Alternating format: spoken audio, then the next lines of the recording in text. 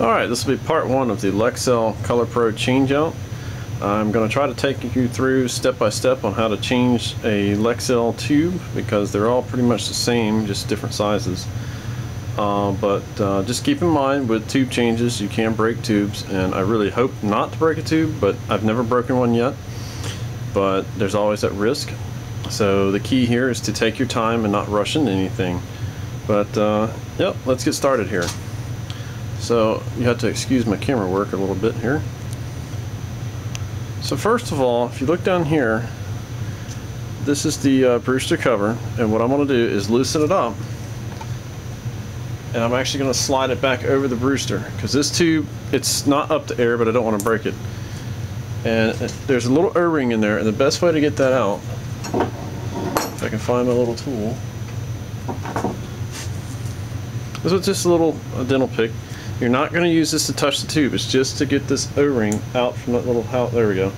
I'm just taking it and I'm going to slide it right back, tuck it up in there next to the anode. Now with this, I'm going to keep it off the actual Brewster stem, and I'm just going to gently slide it back. And there we go. And that exposes the Brewster, as you can see right there.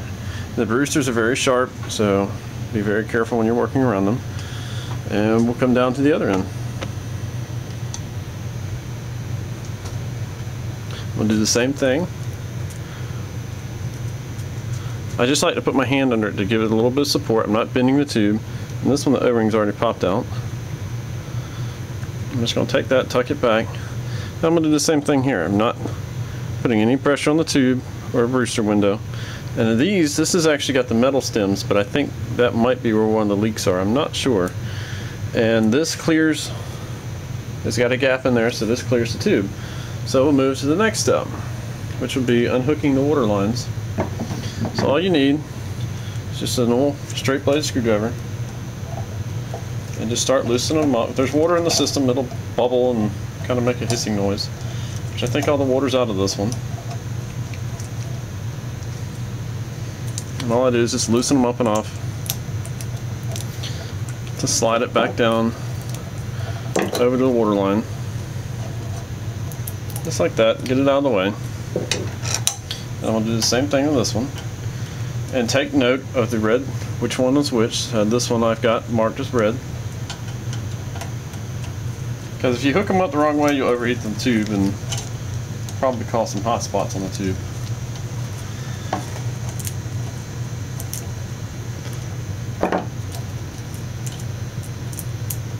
Loosen it up enough, and I just take it and slide it right back down and get it out of the way. Now these I may have to cut, but I'm going to try not to. So I'm not sure what I'm going to do with them yet, but we'll see what all I can do with it.